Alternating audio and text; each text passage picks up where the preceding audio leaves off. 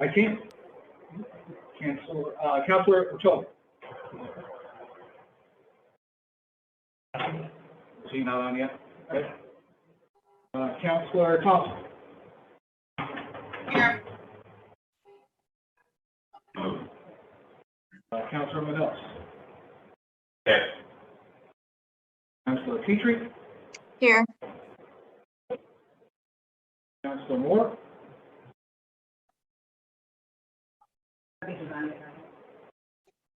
Paulson. Here. There's him. Here. We have 5 present.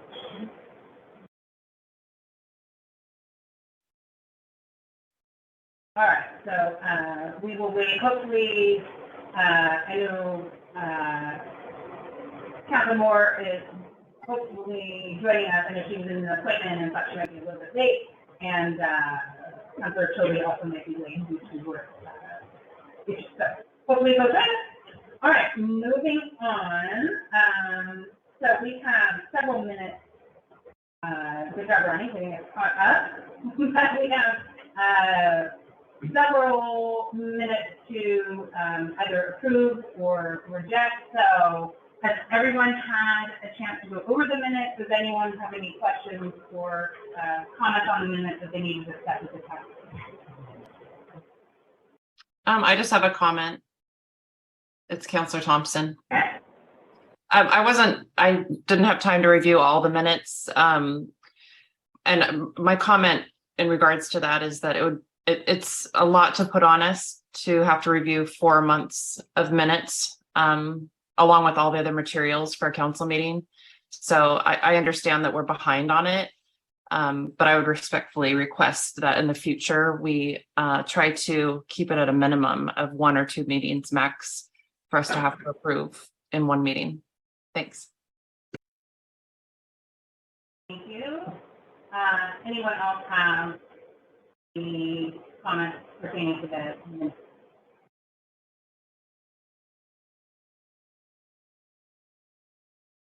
Do I have a motion? I move for approval of the minutes from the January 19th, 2022 council meeting, the March 16th, 2022 council meeting, the April 6th council meeting, and the July 20th, 2022 council meeting. Do I have a second? Yes. All those in favor of adopting the minutes? Let's see, we'll start first online. Can you guys, I don't think we can see all of you, so Ronnie will do what he needs to do. And is it easier for the rest to make a comment? Okay, just raise your hand on Zoom so that we can see you. I'm going to abstain from voting on this. Sorry, can you hear me? Yeah, sorry, Shauna, go ahead. It's okay. This is Counselor Thompson. I'm going to abstain from voting to approve these since I did not have a chance to review them. Appreciate that. Thank you. We have one abstain, and then we have Vicky then. So if you're in the room.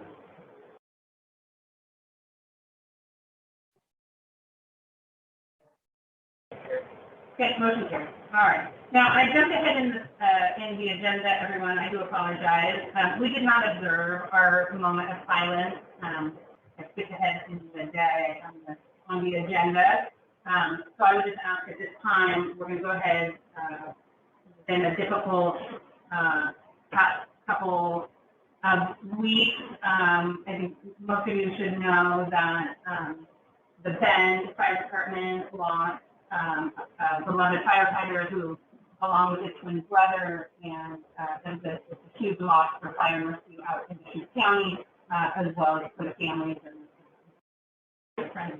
So our hearts go out to to Deschutes County and all of the other horrific things that have happened over, so moment of silence.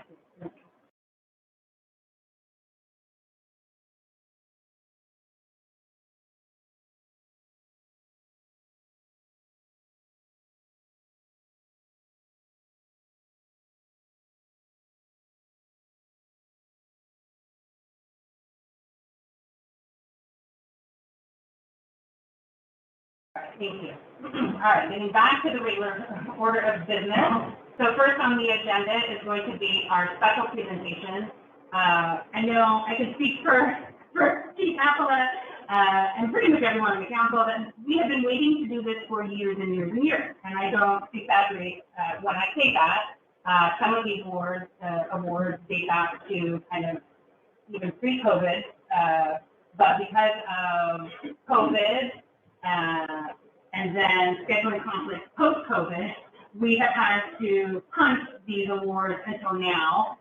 In no reflection was it due to our tremendous appreciation of our officers who are getting awards tonight. So without further ado, I'll turn it over to Chief Appala to get us started. Thank you. The team's all here, and this is a rare day that we're all in the same room together. If I could have them come up here to the front, it'd be great. I'll do the unit award for right now. I'll do the individual.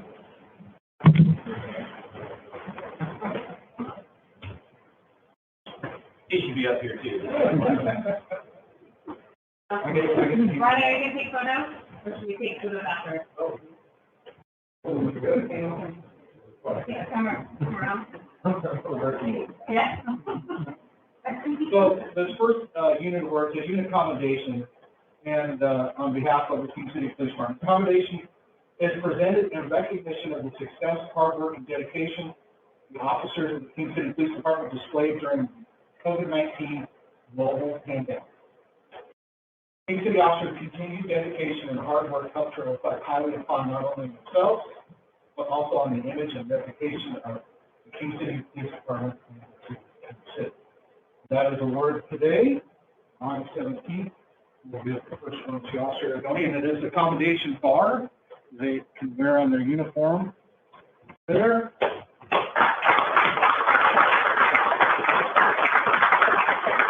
I wish you all could have seen how we had to sandwich up the schedule and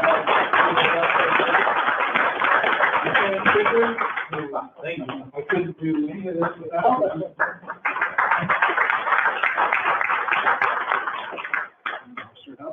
Our latest.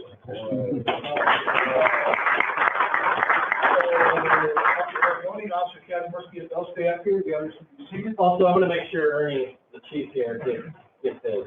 He was very much a part of this staying afloat the last few years as well.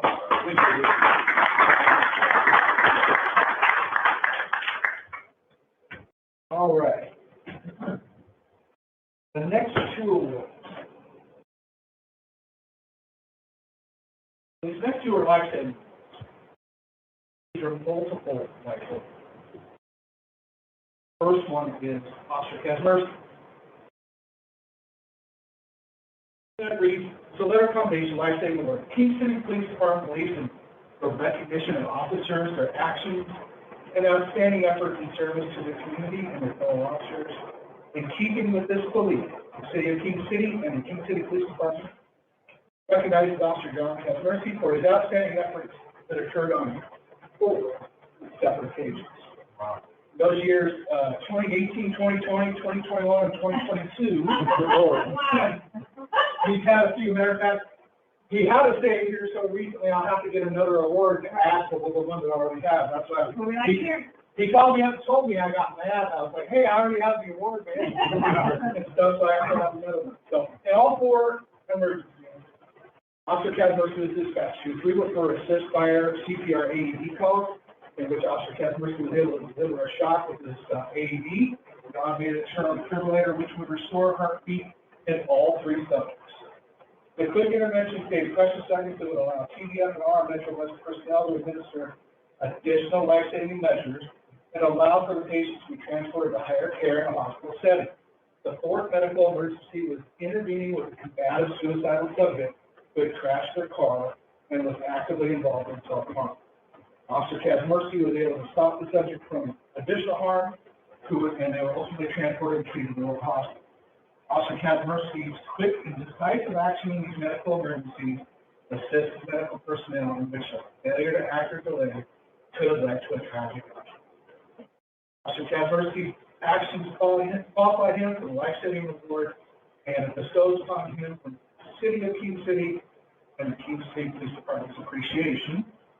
And it is it's a bar like the other one, and it also has a medal that's for a display.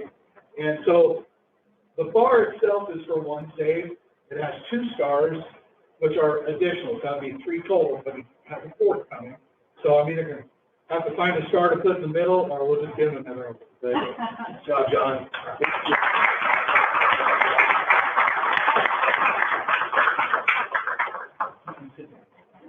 We're gonna call you guys all back up to do one bigger photo. Okay.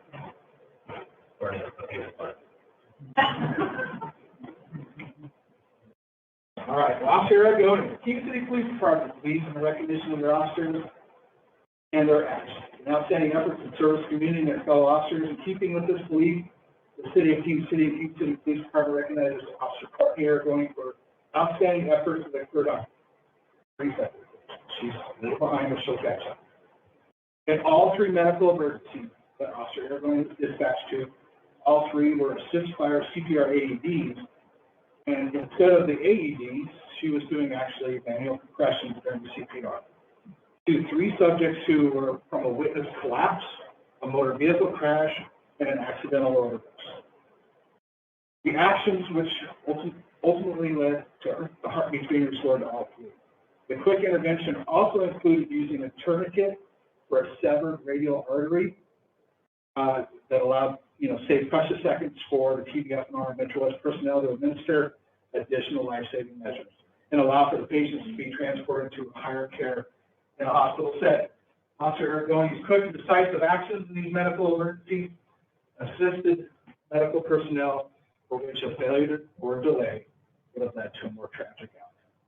Officer Eric Godin's actions qualify her for the life-saving award and bestows upon her the City of King City and King City Police Department's appreciation this day, August 17th. And again, she was the one, I bought this some time ago when we were going to do the original award. I owe her 2 more stars. They're on hers and stuff. And so it's the same thing here. We'll pull the yellow tag. Yeah. Have that there.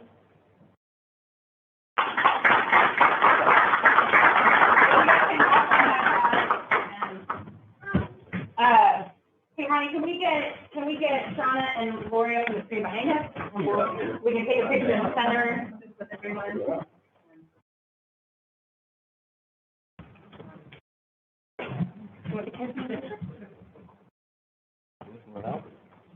Oh, do you want to come on?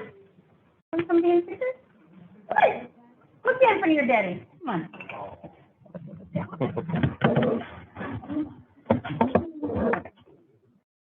Okay. Right here.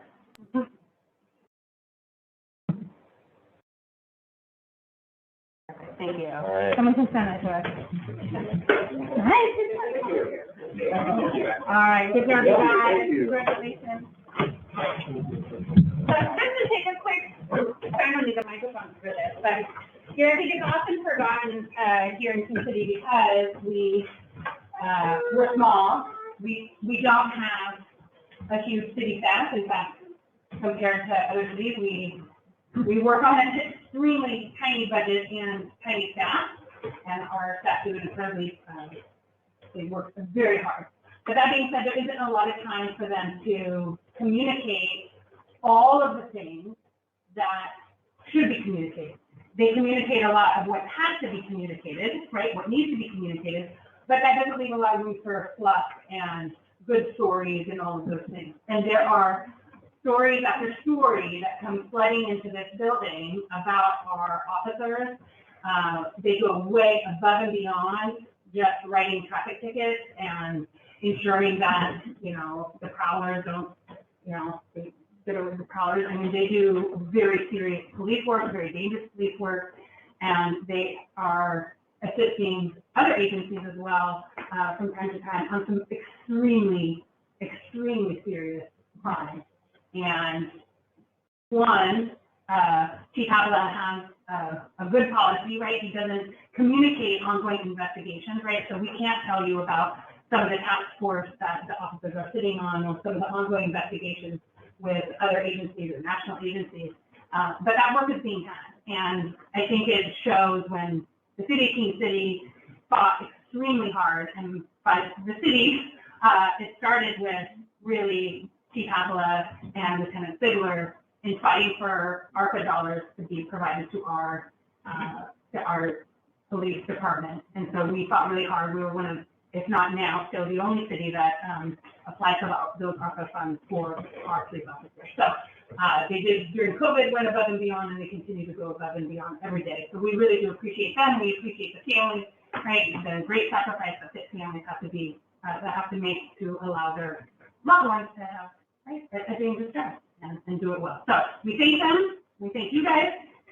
And with that, you are welcome to stay with us and enjoy the night. But it's going to be long, so this is probably a good time to sneak out if you can. And we thank you guys for coming. Right? I have turned the AV on, folks. Oh, thank you. It's working hard. All right. Okay. Thank you for that. All right. Moving along. So the next is, so my understanding, this is discussion only, but really just to inform the public and the council that the August 23rd meeting is delayed.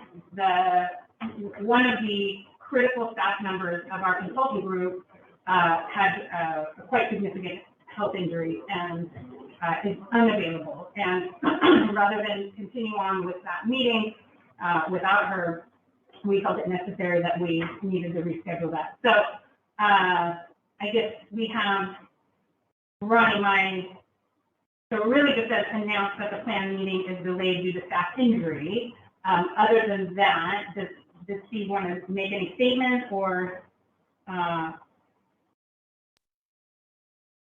assuming that then I guess all of that, does anyone have questions about that on the council?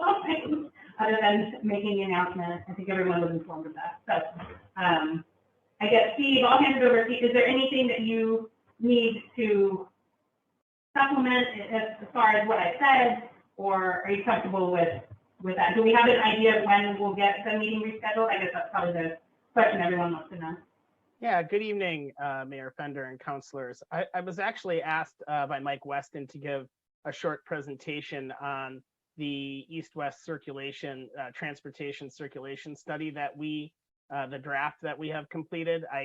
We can delay that if I saw the agenda just like you, and I saw that it reads that the focus is, and it is important to announce that the August 23rd public meeting is being delayed. We have not selected a date in September when we hope that Ann Sylvester will be able. We heard from the community members that they really want an in-person public meeting, and while Ann could have participated virtually, we felt it important to reschedule this meeting so that it can take place in person. So we are searching for an appropriate location that has the capacity to hold the number of people who will likely participate in the meeting.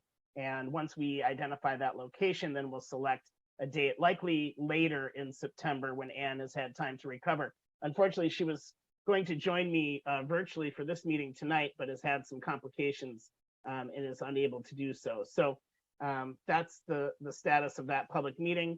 I'm happy to make a 5 to 10 minute presentation about the transportation analysis if that fits within your agenda, but if not, I understand. No, I think because, right, that is important and it's an important presentation. It's one that we know everyone in the city and in our UBG area is interested in.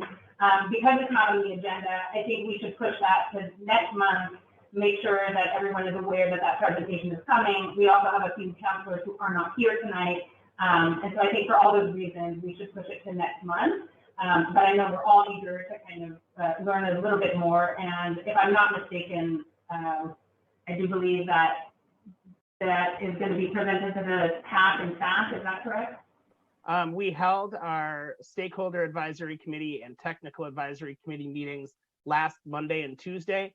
We got really great comments back from them, and we won't be making any changes before, actually we are presenting to Planning Commission next week. So folks can tune into that if they want to see our presentation. We won't have any changes to our work by that date, but we do plan on doing some work by the time we hold the public meeting, and now by the time we meet with you all again in September. So I encourage people to view the Planning Commission meeting next week, and it sounds like we'll have more information to present to you at your September City Council meeting.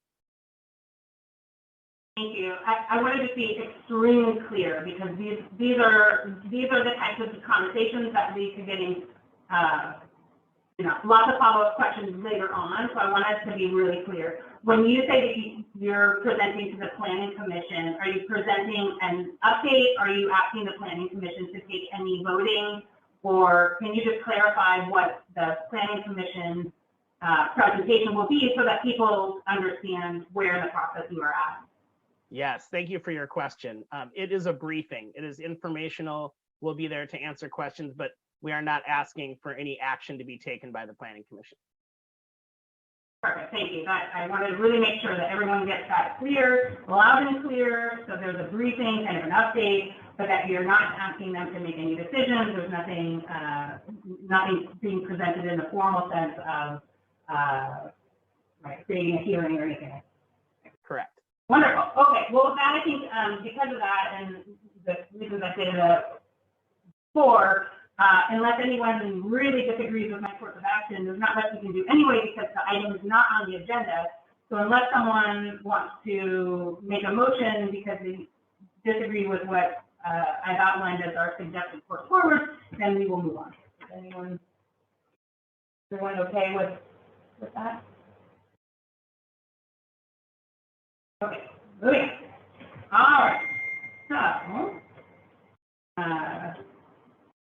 next is going to be our open forum, and at this time, the council is happy to receive comments pertaining to items on the agenda, including questions, suggestions, complaints, and items for the future. Each person's time will be limited to 3 minutes.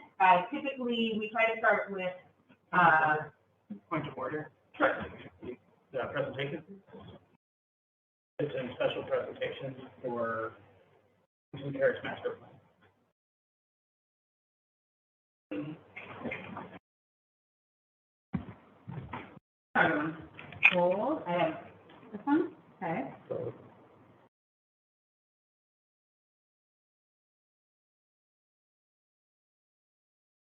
We're putting the presentation to the next meeting, because it's not on.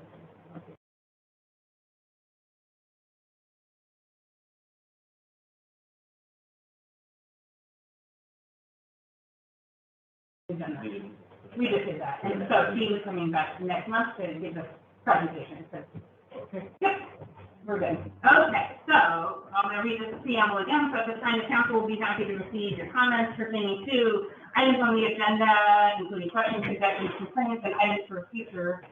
Each person's time will be limited to 3 minutes. We typically start with those on Zoom first. Do we have any comments on Zoom? At this time, please either raise your hand or take.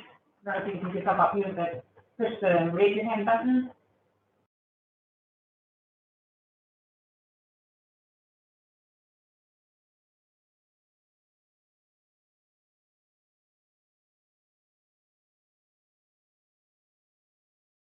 So it looks like anyone's raising your hand.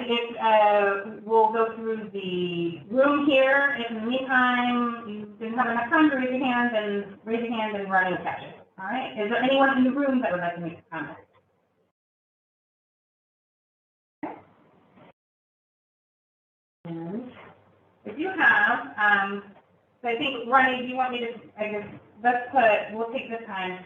I received an email from Gary Mitchell following the council meeting from last month. I'll take this opportunity to also say that I received a few others. None of them have indicated that they also wanted to be included in public comment. So I'm not going to share those. But what I can say is they also agreed with the sentiment of what Gary wrote in his email. So, I think the best thing, I'm just going to read his email because although we don't have to read it word for word, I think because he's asked that this comment be public, then we will go ahead and do that. So he gives his preamble, he gives his address, he does live on King Lear in King City, and he says, I attended the July 20th King City Council meeting. One of the agenda items at that meeting was to interview a candidate for the Planning Commission appointment by the City Council. At that meeting, 2 candidates were appointed by the City Council, and 2 candidates were not approved but deferred to have an additional questionnaire be prepared to the 2 candidates to answer additional questions. This seems an equal treatment in that not all candidates will submit answers and be evaluated to the same standards. This gives the wrong appearance.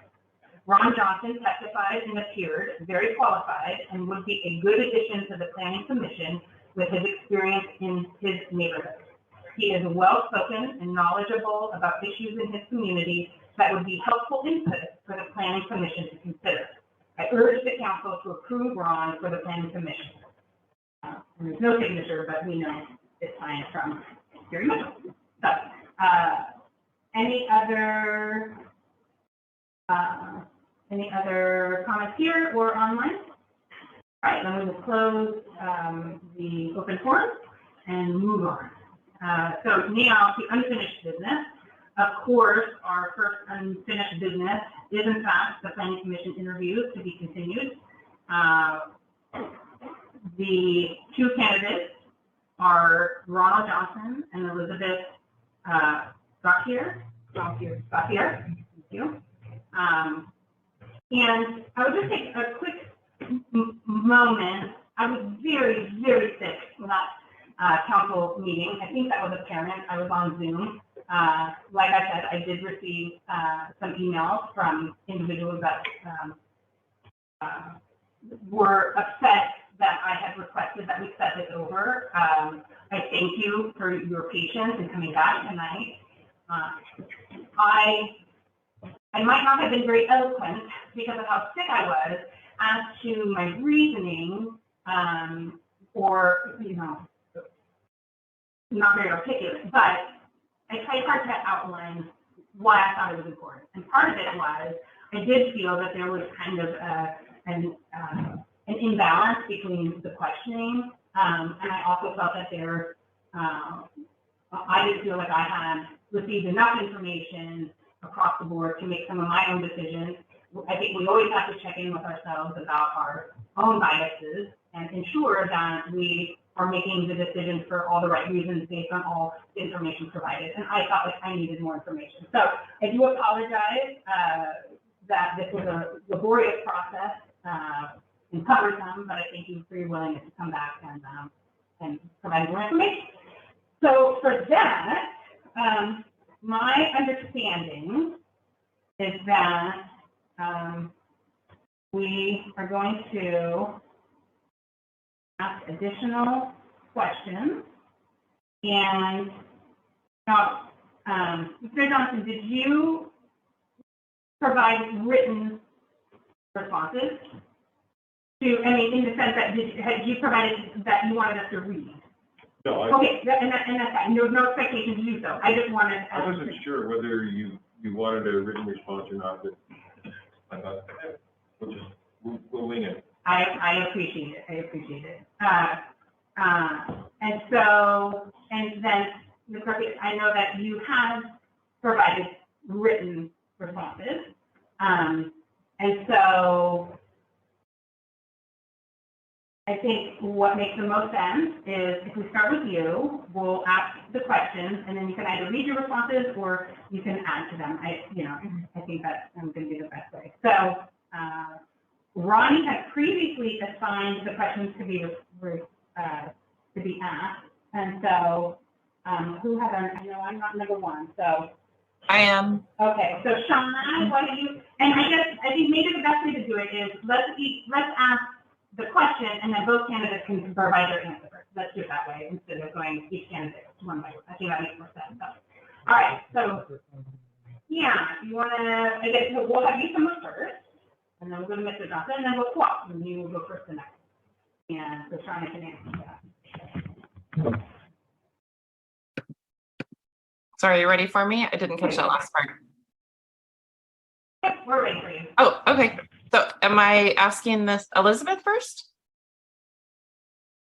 Sure. Yeah. Okay. Hi, Elizabeth. I'm Counselor Thompson. Can you tell us about yourself and some of your community activities, please? Yeah, so I study civil engineering at PCC sometimes when they've got, in-person classes where I can communicate and learn with my classmates instead of online. I'll be transferring to PSU at some point, again with in-person classes, hopefully. During COVID, I took up a few hobbies of gardening and raising ducklings. And so I've spent a lot of time with my ducks. I do love them. I have a pet dog, a goose, 3 ducks. And then as far as community activities, I didn't really include anything on there. But in high school, I was the president of National Honor Spanish Society, or Spanish National Honor Society, as well as Sparrow Club, which raises money for a disabled child in the school district. And then I also did Girl Scouts for 12 years. So I've done plenty of community projects through that. Great. Thank you, Elizabeth. And then Mayor Fender, do I just move forward and ask the same question to Mr. Johnson? Okay. And is it Ron or Ronald? What do you prefer? I've been called a lot of things, but Ron works fine. Okay, we'll go with that.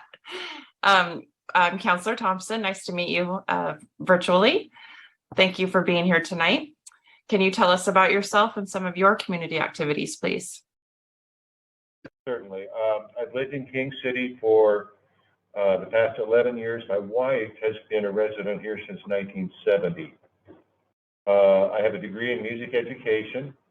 I taught public schools in New Mexico and in Central Oregon for 3 years before I decided to make the change to a different career. I spent the majority of my working career in information technology, and I've been a programmer, a systems analyst, a business analyst, customer service manager, trainer, project manager, IT manager, and I think I even did Windows. Being a musician, my entire life, it's been something that's very important to me. I currently perform with a brass quintet, a trombone choir. I'm also a trombonist and associate conductor with the Tualatin Valley Community Band. 6 years ago, my neighbors voted me as president of the Rivermead Community Club. And in this position, I use everything that I learned throughout my working career as to provide leadership and conflict resolution to our neighbors. And I also oversee our annual charitable contributions to organizations in the area. Thank you so much, Ron. I appreciate it. You're welcome. Thank you. And let's have you continue to stand there, because we'll just move on to the second question. So we're not passing the mic. Then we're not just passing the mic. Good. Okay, so on average, city planning commission members attend approximately 12 to 15 meetings each year. This includes work sessions with city council, committees, board meetings, and training. Are you willing to commit the time needed to participate in these meetings? Absolutely. I would not even think of volunteering for a position that I was unable to completely commit to any responsibilities involved in it.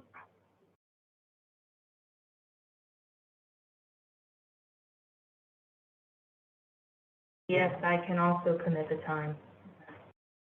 Thank you. All right. Is Pete Moore coming?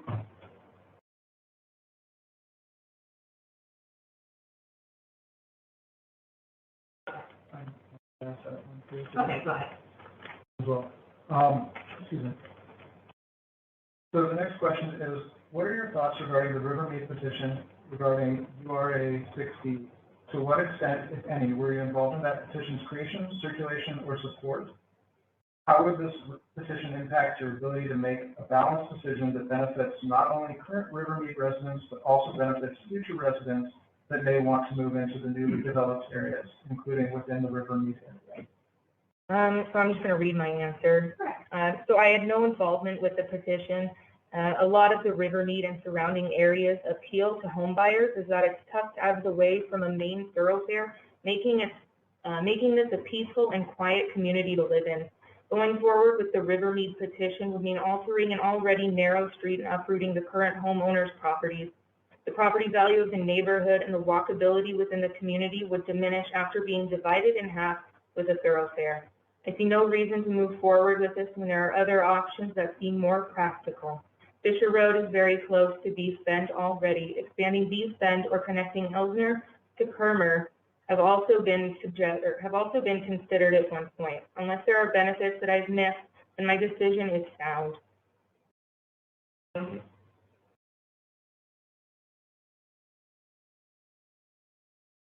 Like, I can repeat the question, or? I got it. Thank you. But thank you. I know it's a long question. And this question actually surprised me a little bit. The document that is being referenced here, that was actually written in 2017. It was before Metro even made the decision to incorporate URA 60 into the urban growth. I didn't write the petition.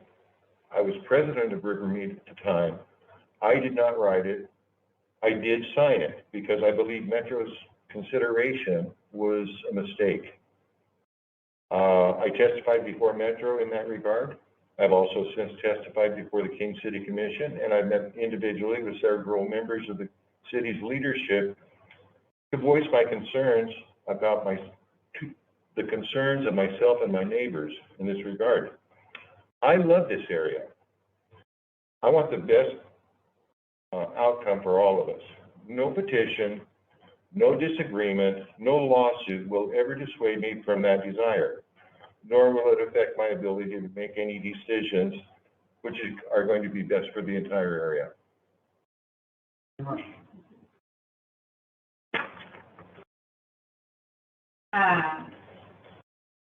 So then we'll just move straight on again. So, share some of your thoughts on related to King City's relationships with the surrounding jurisdictions. And I think in the guidelines of kind of, as a planning commissioner, I don't have a lot of knowledge about what relationships currently exist between King City and surrounding jurisdictions, but I do believe that fostering good relationships with neighboring communities, that's very, very important to King City's success.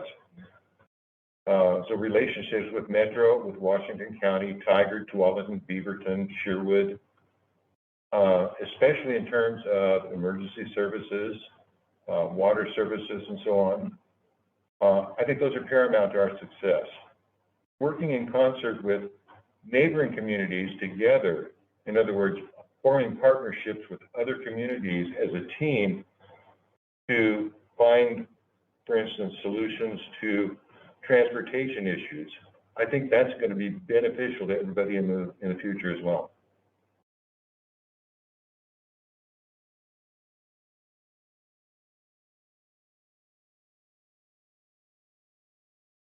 So my answer to that one is, I don't have a lot of understanding as well, but I do hope that they're collaborative and have a good standing relationship with the other jurisdictions.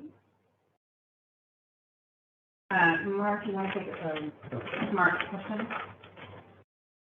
Okay. On a scale of 1 to 5, 5 being the highest, how would you rank the sustainability practices of businesses and residents in King City? What improvements, if any, would you suggest? So I'd have to give this a 2 out of 5. So I feel that the amount of water the community uses to maintain the aesthetics of lawns, the golf course, and the park's field is becoming more and more unsustainable with increasing drought. There are alternatives to traditional grass lawns and plants that use significantly less water. Deer Creek sets a good example by refraining from watering their fields, reducing the carbon footprint by increasing the walkability where necessities and amenities are nearer to residents. I do think that as a group, we could do a better job being more sustainable. It's a matter of learning about those things and then applying them, making it easier and more accessible to get around town and stores without a car, increase public transit, and then supporting urban farming and gardening.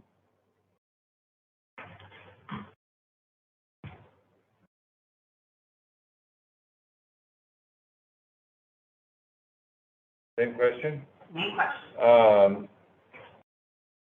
I was actually very pleased to notice in the past few months the discussions that King City has had with Ridwell and with what Pride is doing in terms of recycling, and the thing that they did at the last meeting where they talked about the home composting and recycling that way. I think that's going to make a difference in the long run. And the thing that pleased me about it was not that any particular decision was made, but the fact that the council as a whole and the city in general took the step to show an interest in that. And that's a good step forward, I think. So on a scale from 1 to 5, I'd rate us a 3+. Well, I can just stand here. You get Oh. It looks like I have the next one too. What do you understand the ethical obligation of a planning commissioner to be? What, if any, do you foresee being a potential conflict of interest?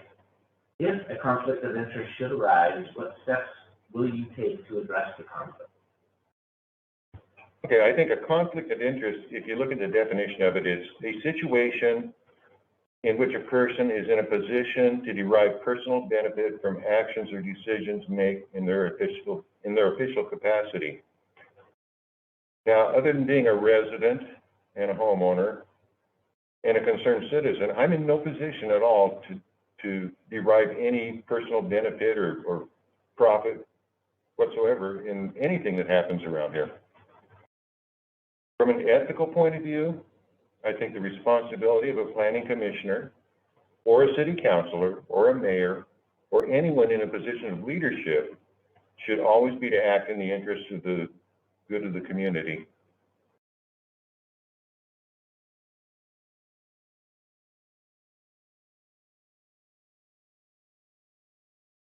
So as an ethics as a commissioner would include mitigating personal biases and making decisions that benefit the most people. So I have personal opinions and desires, but would do my best to avoid them from clouding my judgment. Any bias that I do have, I don't live directly inside King City, I live in the county. So any personal bias I have would probably be quite small, or it would be the master terrace plan, but I really don't benefit from that at all. And I would absolutely put the choice of whatever benefits the community as a whole above myself.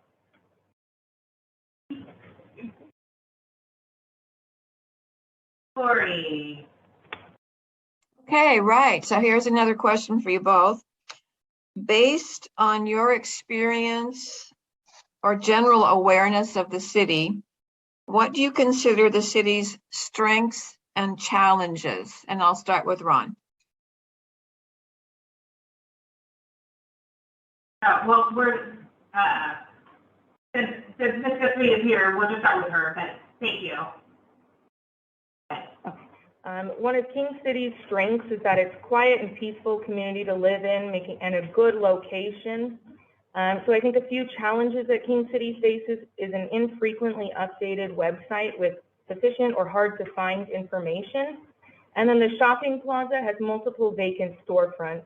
There needs to be some lively or vibrant businesses with broader commercial appeal, to draw more younger crowds. I think the pot shop was a step in the right direction, but there does need to be more. Thank you.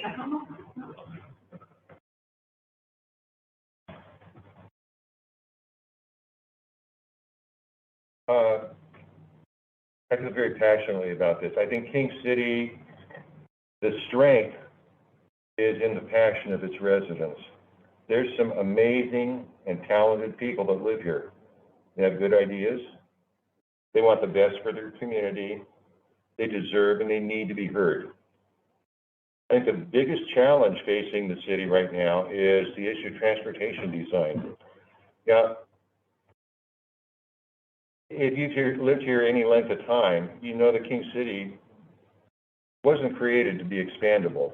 It was created to be a retirement community, a bedroom community, only a couple of access and egress points, and a wagon wheel design that used the heck out of me the first time I tried driving around here, because it's a connection of streets that don't really seem to have any particular destination. The only retail space is a 2-block strip along 116th. It did not lend itself in any way to any sort of expansion. Now we're talking about creating a new city a few miles to the west of us. I think the question is, what's the draw going to be to entice people in the old community to go take advantage of services in the new community? And vice versa, what's going to draw people from the new community to do business on the eastern side? I think the big challenge is going to be developing a cohesiveness between the two disparate cities, and marrying those two pieces of the city together. I think that's going to be the biggest challenge that King City faces over the next 50 years.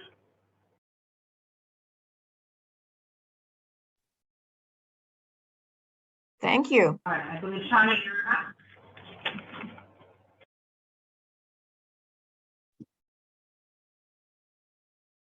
up. Okay, sorry, I was just finding where we are. We're on number 8. Am I unmuted? Yes. Hi, Ron. It's me again. Okay, you've given us some background in your application and in this discussion. What do you feel that you are bringing to the commission and the communities of King City? I think I have some good leadership skills, and I definitely have some maturity. My experience as a manager has given me very many opportunities to deal with a wide variety of people and situations. Outside the city limits, there's 2 distinct communities, the community on 147th and Rivermead. I was pleased to learn that the positions on the Planning Commission were open to anyone in the Kingston Terrace area, whether they lived in the city limits or not. As a Planning Commission member, I couldn't make any decisions, only recommendations, and I'd only be one voice out of 7. I would be pleased to bring my skills to this commission, and I believe that as a resident of Rivermead, my voice should be heard. Thank you, Ron. I'll move to Elizabeth with the same question. Would you like me to reread the question, Elizabeth?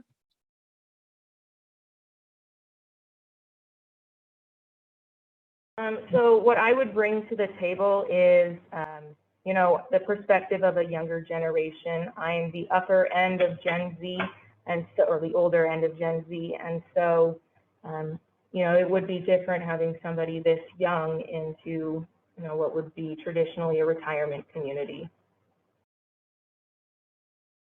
Mm-hmm. Thank you.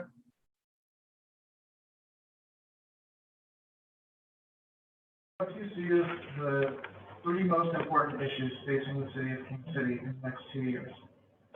So the first one would be an increase in traffic jams and lines at intersections or businesses.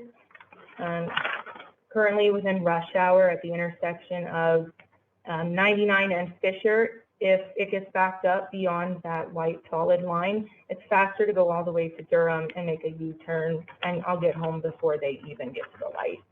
So, that's becoming a problem with the influx of traffic, and then as well as it messes up the count that you get at every signal. And then so the lack of affordable housing, I know this is like a fixed income area for a lot of the older generation, and as prices go up, they are less and less able to afford the housing within their community, as well as property tax going up. And then rebranding King City from a 55-plus retirement community to a family-friendly community that can encompass both populations adequately. Mhm.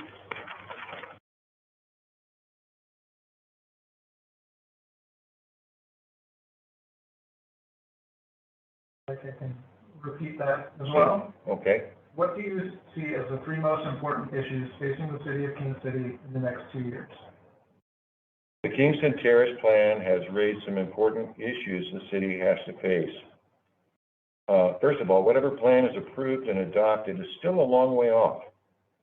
Despite all the work that's been done, there's still a lot of decisions that need to be made, particularly in the area of stormwater management, mitigation of existing conditions, because those are things that, if they're not addressed, it's going to hamper development. Decisions like this are also going to involve partnering with other agencies and other organizations, and that takes a lot of planning and a lot of work. Secondly, the city has to find a way to finance everything. Mayor Fender mentioned that the city's on a tiny budget. Finding ways to fund development projects like this without affecting the affordability for new residents, that's a huge challenge. Finally, perhaps the most difficult issue is one I've already talked about a little bit, is managing the growth and development of what's essentially a new city and finding strategies for incorporating both the new and the old cities into one cohesive unit. That's not something that's just going to happen. We can develop till the cows come home, and unless we plan carefully, that marriage between the two communities isn't going to happen.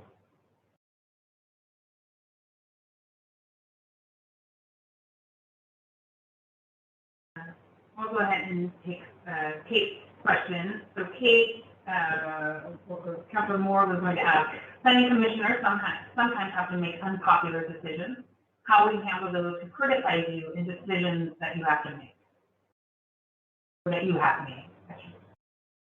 Well, anytime anybody makes a decision that affects other people, you risk being criticized by someone for making those decisions. I'm honest, truthful, straightforward. I try to evaluate all aspects of a situation before making a decision, and in doing so, that makes me reasonably confident that it'll be the right decision. For anyone who criticizes me, I'd explain why I made that decision. Good communication resolves most conflicts.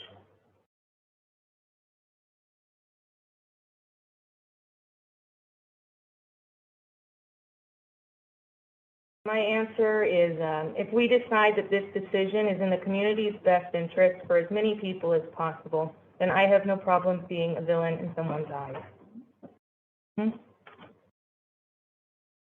And then,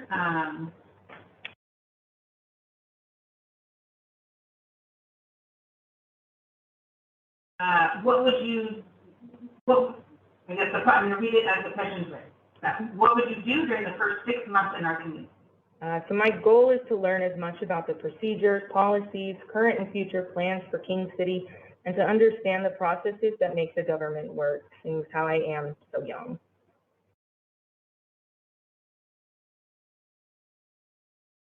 This is a bizarre question for you since you've lived here. So I think it's meant to. It's only 11 years. Right, and it's meant to be in the first 6 months on the planning commission. That's the 40 minutes. I understand. Thank you. If I'm selected to be a member of the Planning Commission, I recognize that I have a whole lot to learn. I'm not likely to hit the ground running. I'll be the new kid on the block. So I really don't have an agenda.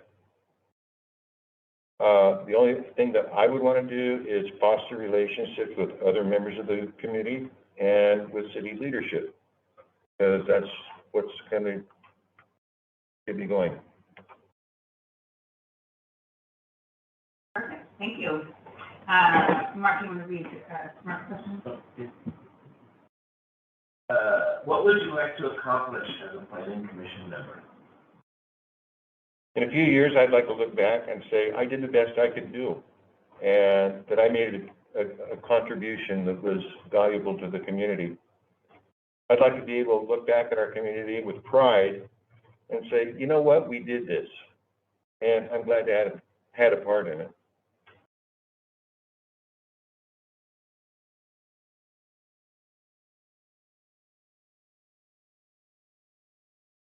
So I'd like to have a positive impact on the environment and development of the community I live in. Mark, you're up again. All right. What do you hope to learn in the first 6 months in our community? So I copied and pasted the answer from 11. My goal is to learn as much about the procedures, policies, current and future plans for King City, and to understand the processes that make the government work. I hope to give you insight on some of the younger generation's perspectives as well.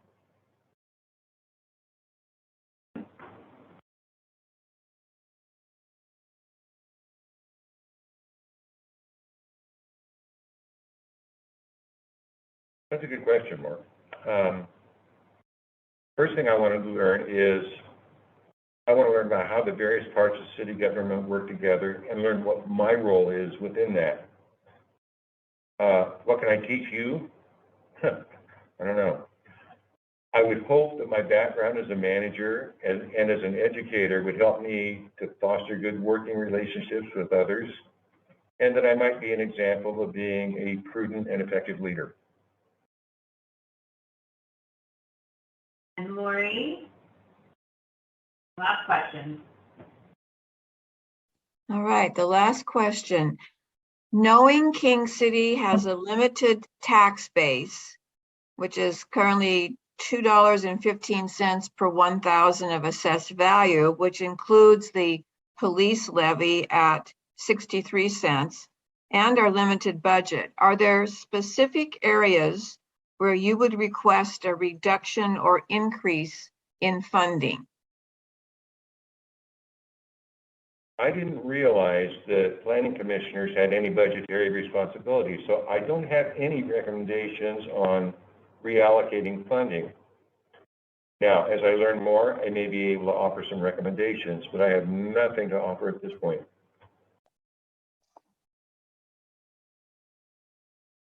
Yeah, I also struggled with that question a lot. So an increase in funding for new and long-term infrastructure to proactively support the development of King City. But again, with the limited income that a lot of the older generation has, I am a little hesitant, suggesting that.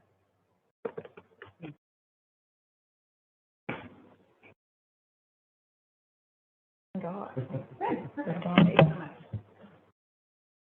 All right, so first, I want to thank both of you. I know that was a little tedious and lengthy to have to come back again and do that, but all of us, not just me, but all of us are really committed to transparency, and we just kind of felt like we need to kind of redo some of the portions from last meeting. And I don't need to belabor all of that. But again, I thank you for working with us and giving your thoughtful responses.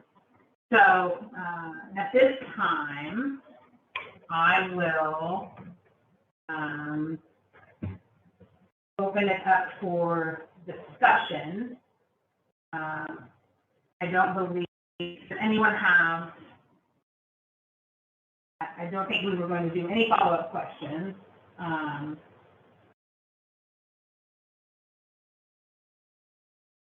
do have a follow-up. I have one follow-up question myself, and I think it's one that needs to be asked. And so, Ron, I'm just going to ask you. And one of, I shared some of my concerns at the last meeting through a lot of talking fits, right? And so I wasn't very articulate, but there is a history Candidly, one that I think is unfortunate, and I hope, and I believe everyone on this council hopes to continue to rectify, and that's kind of this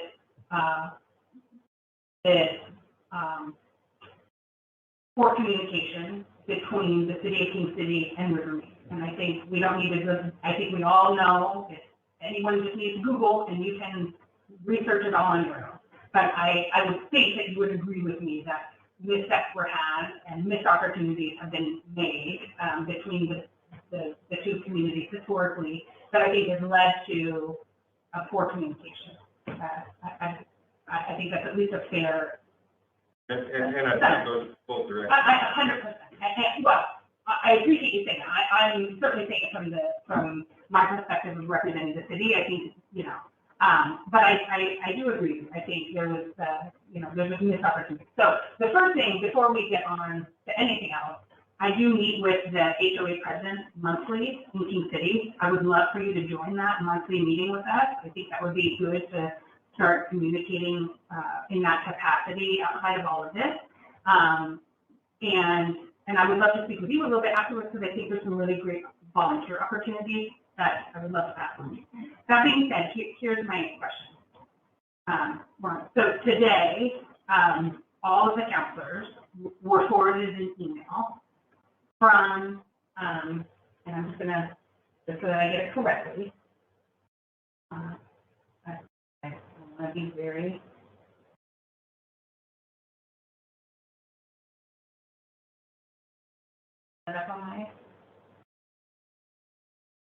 So all of us were forwarded an email from Sarah Mitchell, an associate with Kevington Law Group. And Ms. Mitchell sent, or we were forwarded, I should say, a letter. It had already been sent to us previously, but we had received a letter from her. And the very first line is this. It says, "Good morning. This firm represents the Rivermead Community Club, with 135 plus members live in the eastern portion of the KPMP area, and who will be directly affected by any new east-west roads." So one of the real struggles that I have that I think is important to discuss in this kind of format and be transparent with you is that as a community club, we really have engaged an attorney. That makes communication very difficult, right, between individuals, I would say that, right, on the council. But I'm having a hard time rectifying having you be the head of that organization that's represented by an attorney directly regarding expansion issues. I mean, we don't need to belabor it, right, but just under this umbrella of expansion. Where is that ethical line of you then being on this commission, but also being head of an organization represented by an attorney who, right, is at least going to be involved in the process? Let's say I don't want to make assumptions about everything that she's going to be doing, but it's a very difficult position, and so I would love to. Right, just cut to the chase and be direct with you about that. Really, at the end of the day, my concern is about the bias between advocating for your community in which you live, right? But being able to put that aside and be on the planning commission, right? So, can you speak to that a little bit? And again, I have to say this because I'm an attorney. I absolutely am not looking for any communication between you and your attorney, you and the organization, or the organization with the attorney. By no means am I digging for information or anything like that. I just want to lay out the basis of my concern. First, let me assure you, I had nothing to do with her sending that letter to you. Okay. That was a decision that the law firm made in response to what they perceived as oversights in the planning that's been done so far. There's, as you well know, a host of legal issues in the original document, and they were just reiterating and saying, what are you going to do about this? I'm going to tell you real quick, just because Lori and Shauna, can you hear Mr. Johnson? He doesn't have the microphone with him. Can you hear him okay? Okay, I didn't need to interrupt. I just want to make sure they can hear. And I understand your concern. I represent my community. These are my friends, these are my neighbors. I don't have any official capacity. We don't collect taxes, we don't have rules, we don't assess fees. You know, it's basically a social club. And I share my neighbors and my community's concerns over possible things that might happen. I think the unknowns are probably the worst fear that any of us have, you know. And so if I'm representing them effectively, I'm representing myself as well. And I meant it when I said I'm honest, I'm straightforward. I will tell you if I think you're wrong. I will tell you if I think, hey, we're going down the wrong tangent here. I will tell you if, you know, we really need to consider this other option. Because those are things that I firmly believe in. But in the ultimate end, I care so much about this community. This is a great place to live. I don't want to live here. I want to die here. And any decision that I make as a member of this commission would be in that interest, not as a personal bias or in the interest of anyone in my neighborhood. Thanks for that. You know, and these are, like I said, I think, you know, communication needs to kind of continue regardless. And I appreciate your candor and your honesty tonight. And it sounds like you understand why I have to ask these questions. And, you know, it also is. And I appreciate your asking me to attend the HOA meeting. Yeah. Even though we're not an HOA. I know, but I think it's important, you know, and I think part of, and again, we'll go up a tiny little tangent here, but I think part of the misstep in, I think historically, looking back at that, right, Rivermead is a community that's a little bit different, right? It's a multi-generational community. It's been there 100 years. And I think when I first, I've been around here since '93, really, my family moved up on top of a mountain, but we bought our house within King City in 2012. And when I first learned about Rivermead in 2012, right, I really thought of it just like, you know, oh, okay, another HOA, another neighborhood like mine, right? And that's just not completely true. And I wish, with hindsight, right, that I would have known all the things now that I do know. And so I think further communication can only help that. And so I do hope, even though you're not an HOA, I do hope that you will join those. And I'll get Ronnie to make sure that you're on the list. Okay. All right. With that, I will turn it over to other people, and I will stop talking. And so I'll open it up for discussion. Unless anyone, my question, I guess everyone has another chance to follow up on my question, but I mean, I was satisfied with the answer to my question. If anyone wants to ask additional questions to that, then feel free, but I'll open it up for discussion at this point. I'll talk if no one else is jumping to talk. It's Councillor Thompson. My take on the applicants is that, well, first of all, thank you so much. I want to reiterate what Mayor Fender said. Thank you for coming back a month later and going through this again on an evening, I guess, when you could be doing something else. Anyway, my thoughts on the applicants. I shared Mayor Fender's concern in regards to the attorney that's representing Rivermead. That being said, I also appreciate that I think it's important that we include community members in Rivermead in the Planning Commission because it is directly affecting where they live. And I think that they have a unique perspective that we don't have. So I'm leaning towards Ron as a choice based on his work experience and the fact that he lives in the community that we are looking to expand into. That's just my opinion.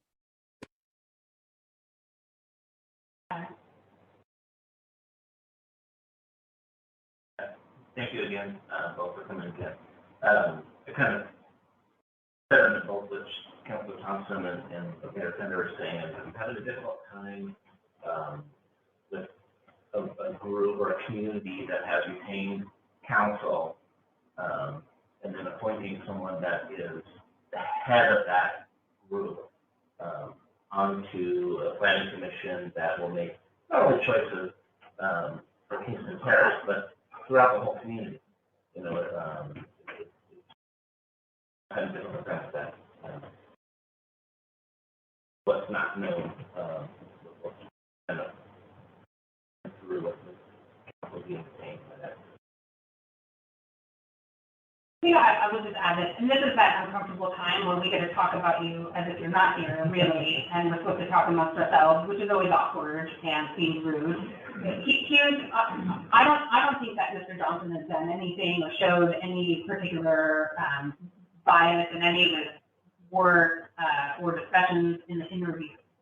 I think with my legal hat on, which I just never can really take off, part of the concern about bias is it's the appearance of bias. It's not, you know, you don't have to actively be biased to show a bias. And here's what I have a hard time going through in my mind, is that if a decision is made or not made, and someone who has applied to the planning commission feels that in any way it was because of a bias or an appearance of a bias.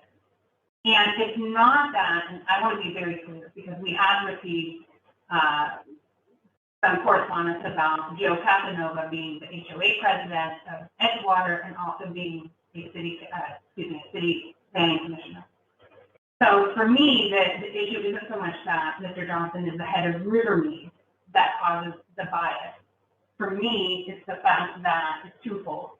It's the fact that we can't simply put under the rug the historical, I'm going to call it friction. I don't know what else to call it, but there has been historical friction between King City and Rivermead that's well documented and predates all of us here. And some of that has to do with expansion issues, right? But it's more of the fact that we know that as a body, they have retained counsel, and to me, it just creates an apparent bias that I would be so concerned that we are setting up the future planning commission to have potential lawsuit after lawsuit after lawsuit of appeal decisions that then are going to cost the city a lot of money because we have to go through LUBA appeals, and that's very difficult. I think Mr. Johnson is very well spoken.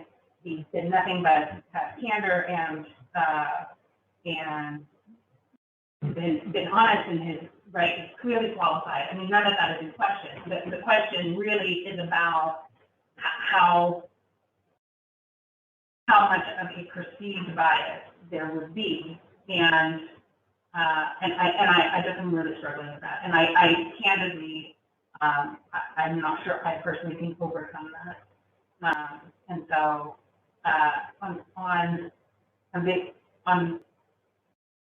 so that we don't spend all of our night talking about Mr. Johnson here. I also, Ms. Guthrie, I think your eagerness to get involved, I think is phenomenal. I applaud that. I really, I thought her answers were thoughtful and all that. My concern is just that that there might be better volunteer positions to start with to learn about government. And so I think that we have kind of a very qualified almost overqualified historical candidates, right? And then we have kind of a new candidate. And so I'm torn on that. So I will let other people speak. So Jamie, Yes. Mayor Fender? Yes. Yes. Councilor Petrie. Okay. I'd just like to make a couple of comments if that's okay. Of course. Okay. So, listening to both the candidates, I think they both came across as being thoughtful and having really put some time into the questions that we presented them with. And, yes, there's always going to be that kind of question about anyone, actually, because we all have some biases that sometimes it's hard to get past. But I think I will take take Ron at his word that he would be an open-minded person. But I have to tell you, I'm kind of intrigued by a younger person really stepping forward and being interested in participating in our community. So I think there's ways to look at both of these candidates as in a really positive light. And that's what I would like to have everyone think of it that way. And, appreciate that folks are going to do what they're going to do. But I think they've been straightforward and tried to be honest with us about how they feel about things. And I think that's what we have to consider.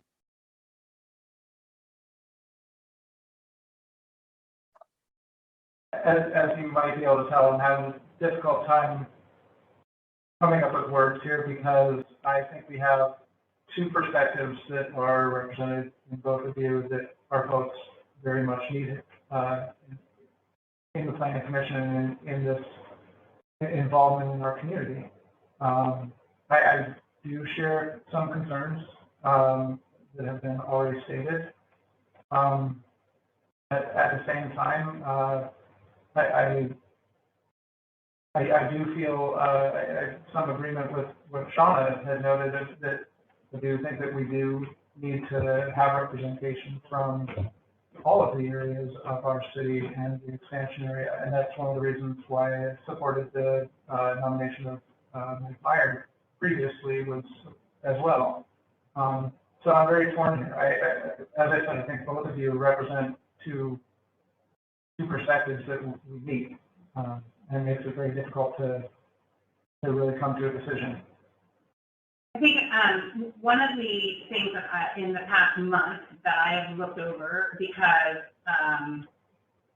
one of the common threads of some of the emails that we received following the last council meeting was a sense that the community of Rivermead was not represented on the planning commission, and what I really took away from the last meeting, and in addition to kind of the information, the feedback that we received, was that I think we really need to do an overhaul of best practices for our budget committee and our planning commission.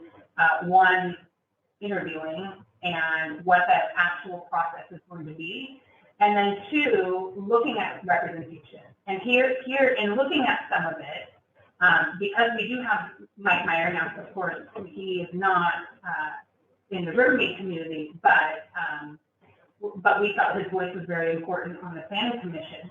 But in looking at the current counselors, the current commissioners, what we don't have is that any diversity as to home dwelling type. And we really lack diversity from a perspective of socioeconomic, race, ethnicity, to some degree gender. But I think under all of those, in wanting to be in alignment with Goal 10, we really do have an abundance of single-family home owners that make up the planning commission. And so I started thinking about, well, how, going forward, could we get one from each, could we try to get planning commissioners from each HOA? Well, we have too many HOAs for that candidate. So we could do a ward type geographical location, and we could, carve the city eventually out and have districts. And I think those are all things that we really should look at. But one of the areas that I think is the starkest to show that we don't have diversity on the planning commission is this base of dwelling type, right? We have no mobile home representation, we have no apartment representation, we have no townhome representation, I believe. So what I do, Ronnie, thirdly, can you make a note, or I guess this will go in the minutes, to add for the goal setting of next year? I really want to look at revisiting this and looking at best practices, looking at a way to get more diversity on both the budget and the planning commission, and how that, just add that to a high priority of the goals for next year. But when I forget about it, it will be something that we can come back to. So anyway, so I just want to add that out there.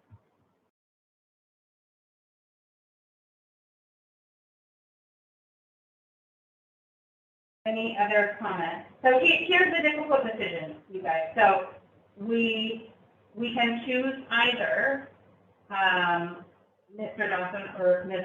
Guthrie, or we can choose to leave the seat open and do another round of publicity. That is an option, and I will leave it open to, I guess I'll entertain a motion when you guys are ready. Or we can. I have a question. I'm not sure who can answer it, but I'm going to throw this question out there. Hypothetically, if we did appoint someone to the planning commission and that person ended up not getting along well with others, what is the process to remove someone from the planning commission if necessary?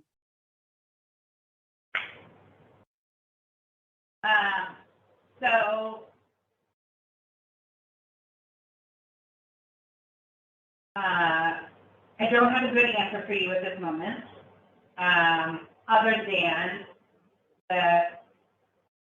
both the Oregon Ethics Commission and our city attorney have both said it's best to just avoid that situation altogether. It's not, let's put it this way, it is not unheard of to remove someone, but the amount of money and time that would go into all of the steps needed are very severe. I think there's public hearings, there's notices that have to go out to public hearings. There's, I think we can liken it to kind of a recall type effort. And just to remind everyone, anytime we send out an official piece of mail to everyone within the city, it's at least $7,000 in postage. It's exceptionally expensive. But the threshold upon which we can remove someone is not very well determined.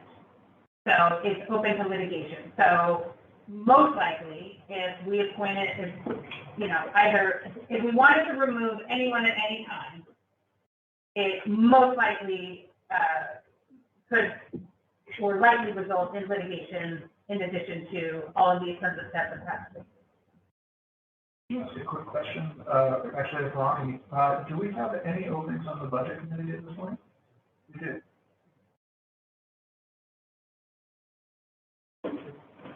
And since we're still in this discussion period here right now, can I add a question as a follow-up to both of our candidates here, which would be, if you were not chosen to be part of the planning commission, would you be interested or willing to take part in budget? And of clarification, only one of them would qualify. Oh, Let's say ORS. And that would be a resident from King City. I thought she's not a resident. Ms. Guthrie is not a resident of King City. Okay, then none of them. Okay, so neither. I retract my question.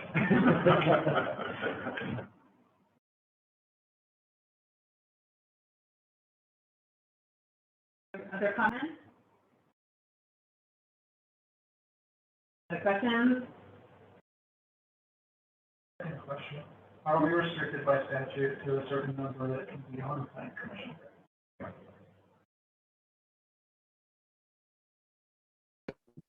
Well, a decision needs to be made, even if it's to make no decision. So, I will. I'm sorry to interrupt, but I couldn't hear what Counselor Paulson's question was. Would you mind repeating that? Oh, he asked if there is a maximum number of planning commission seats, and Ronnie said yes, there is. Okay. Under Oregon statute. Thank you. And then his first question was, if either candidates would be willing to serve on the budget committee, and Ronnie informed us that neither are eligible. Yeah, thank you.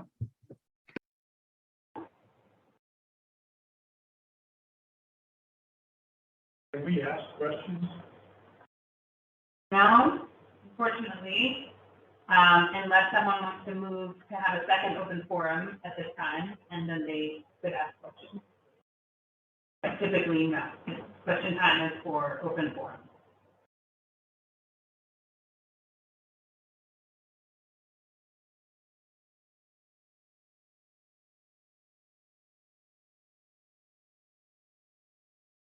All right, guys, someone needs to make a motion. I don't believe I can move here running the meeting, so we're going to have to. So I can say this, that this is the first time that we have had such a difficulty with the applications for these seats. Even though I'm sure this is a frustrating process for the applicants, you know, I applaud us for taking the time and the thoughtfulness to really investigate what, you know, this process and really ensure that we're doing all the things that we need to be doing. And the fact, it gives me pause that we are having such a difficulty. And for that, if no decision is the decision, then I think that's absolutely acceptable. It just needs to be when it's made. If more time is needed, if we want to include Councilor Moore and Councilor Choley, then we can ask them to review the discussion here tonight, and we can put the vote to the next meeting. I don't think it's fair to ask the applicants to interview or to provide any more, questions or answers, because that would be 3 council meetings that we have. But if you are really, I don't want to put pressure on you to make a decision. If you truly feel that you can't make one tonight, but I do think our candidates are owed, our best effort here. So let's, I'm going to put Micah on the spot, and what are you feeling like you would like to do here tonight? I mean, honestly, I don't believe it. I don't want to belabor it any longer. I feel like we have who are here have a good feel for you both as candidates. As I said before, I'm torn very much in this regard because I really do feel like there's 2 very distinct perspectives that are important. I also think we're missing 2 very important perspectives from this side of the questioning. Not necessarily that they need to be able to ask questions, but I would be very much interested in their input. I do think that this is a consensus type of a thing, and I don't feel comfortable necessarily voting today with only 5 of us present versus all 7. I agree with Councilor Paulson and Mayor Fender. I would like to also include the other 2 councilors that were unable to attend tonight in making our decision.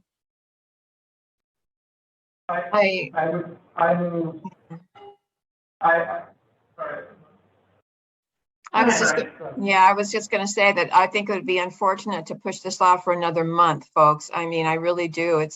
They've already waited a month for this. Personally, I think we should have a vote, but that's my opinion.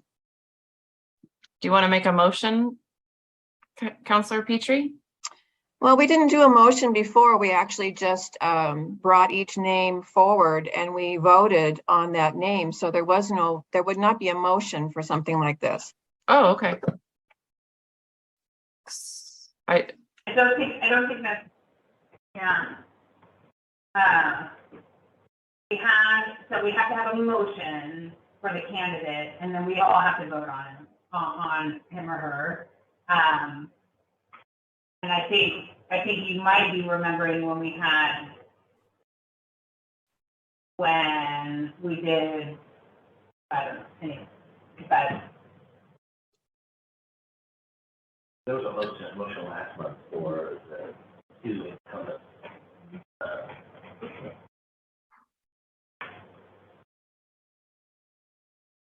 All right, well, someone needs to make a motion, so. Okay, so I would say I would move that the council be polled as to which candidate they would prefer.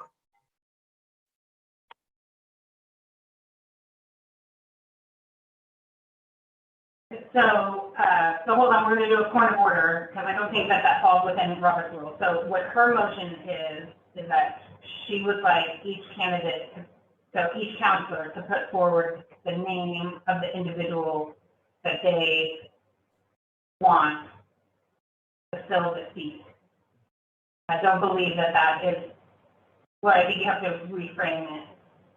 I think you have to put forward one, and then everyone votes. Correct.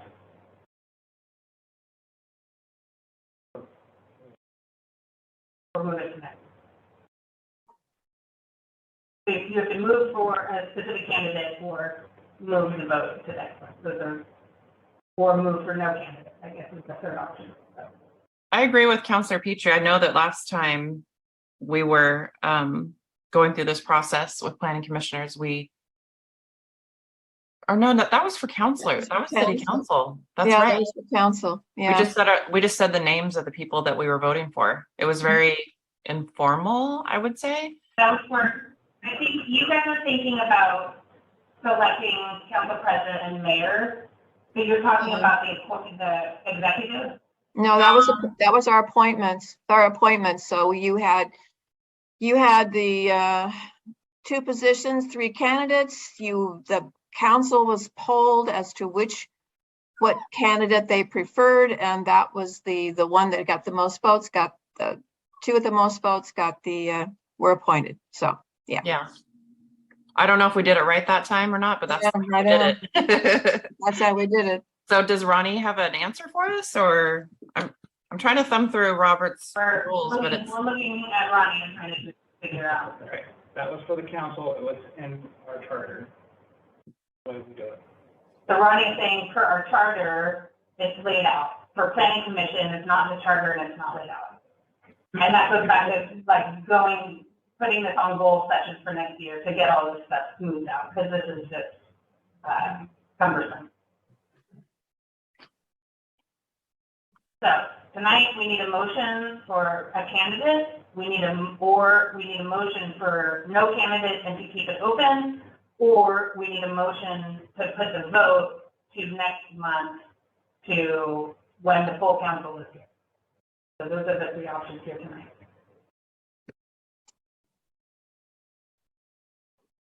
I cannot make the motion, so one of you has to step up and make a motion.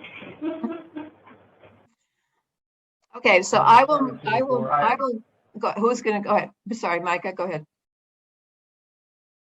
Go ahead, Lauren. I was going to say, so I will move that the council appoint Elizabeth Gautier as a new planning commissioner. All right, so the motion, do I have a second?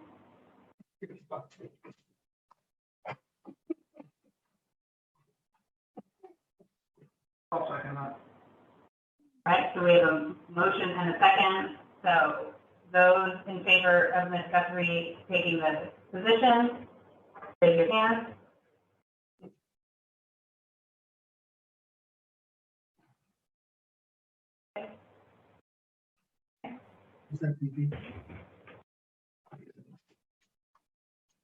Right, so then all right, so the motion carries.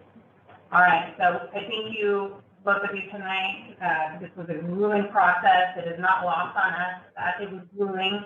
And so, as you heard, we will add this to best practices for the planning. The council comes together at the beginning of each year to look at goal setting and to think and discuss what needs to kind of be on our agenda for the year. And so, this clearly is one of them. So, I thank you both for your time and appreciate you guys coming tonight.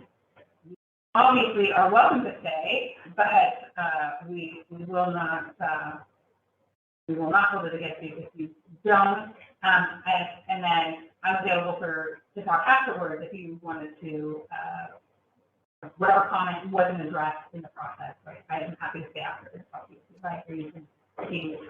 Mayor, I do have to leave. My wife was just discharged from a nursing home today. Oh, I'm so and, sorry to hear that.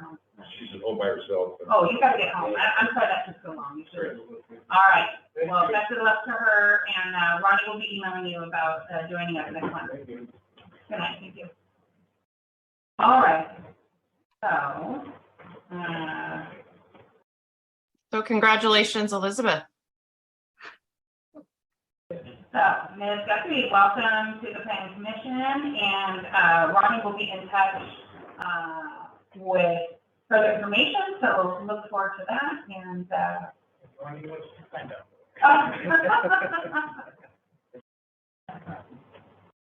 All right, so we are going to continue on. Thank you again for your time and working through that with us. Okay, new business. We have January and February financials.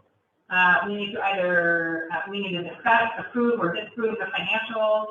And Chief Hassela. This is so, Chief Hassela, this is so this exciting. is way outside of my, I don't have it. Ronnie, can you pull up the financials? Can you pull up the financials for us? Or has everyone reviewed the financials that are in the packet? And I think we should ask lots of questions of Chief Hassela about the financials since he's presented. Thank you.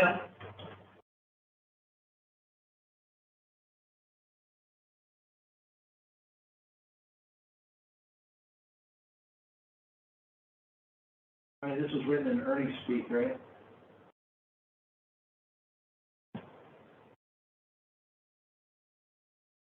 Anybody see that? Oh. No.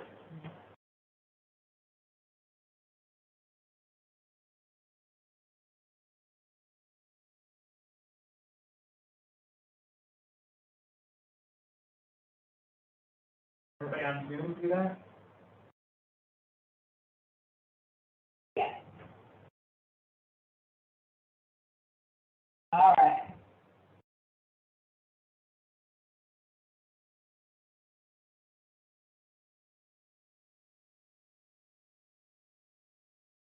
Absolutely.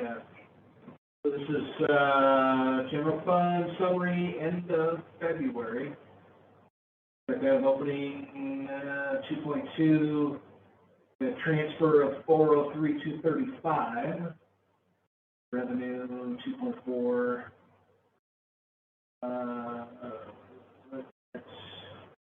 Okay, so I have to know more about this than I do not. All right. Ronnie, can you help us?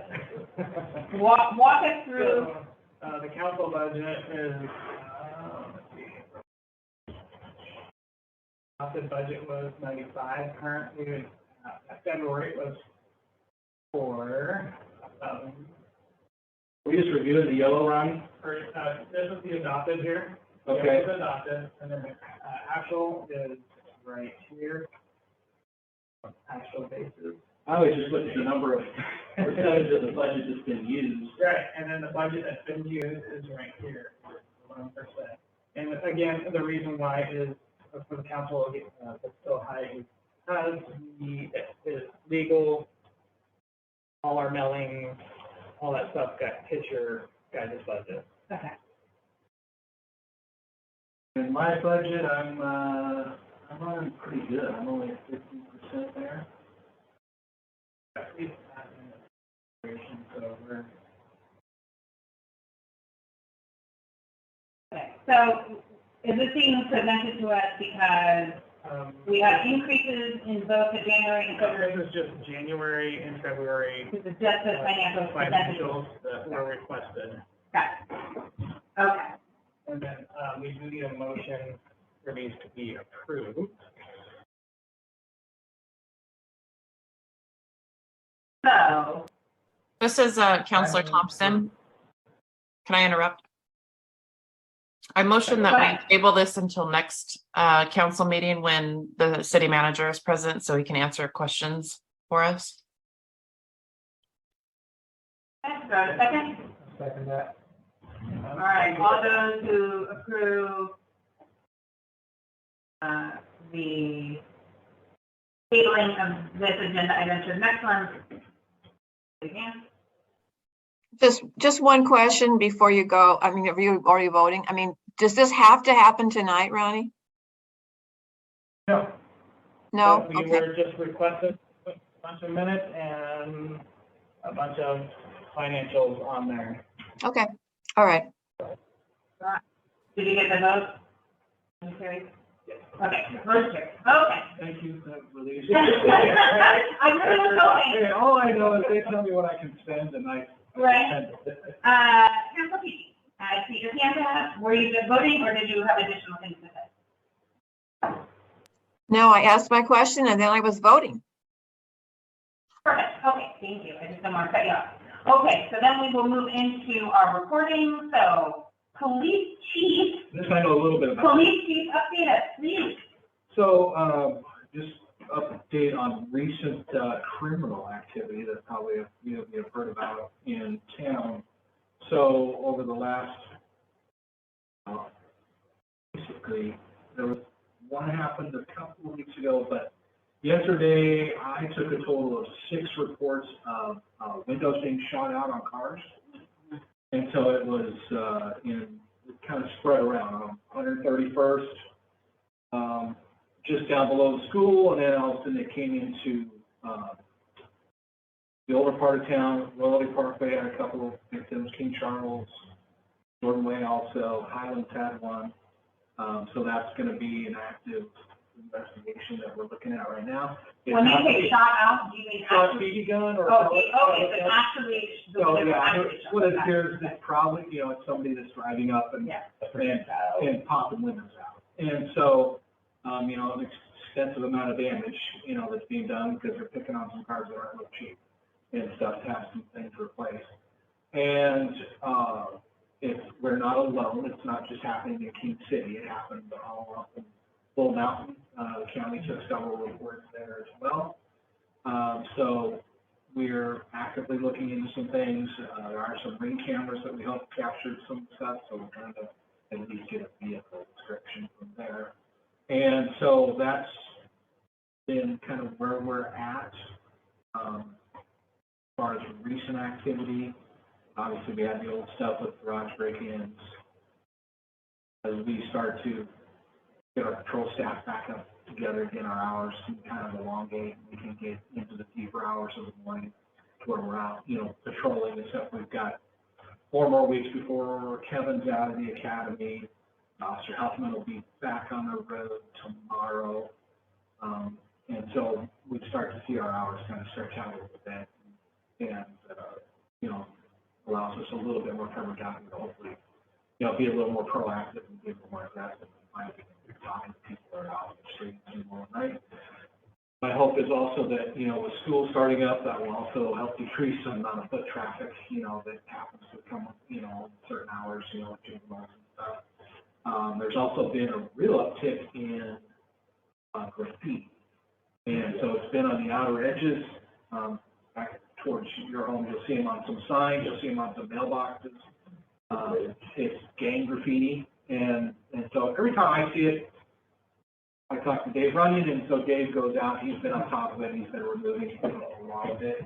It is gang graffiti, and so as soon as we find it, we've been removing it. So if you do run into it, please contact us, we'll get out right away and get it taken. There was some on the footbridge, at the park on the pole. Okay. Yeah, so we, when we get people make us aware of it, Dave's right on top of it, because he and I both. And so, we're taking it off of mailboxes and street signs, and everything that we can and stuff. So he's got some great stuff that removes it. Matter of fact, it removes what's on the sign, just printing on the sign as well. It's so good. But, so, yeah, that's kind of been our uptick in a little bit of activity. And so we're kind of hoping this will kind of calm down, but, we're got to get a little more proactive with it also. And that is all I have.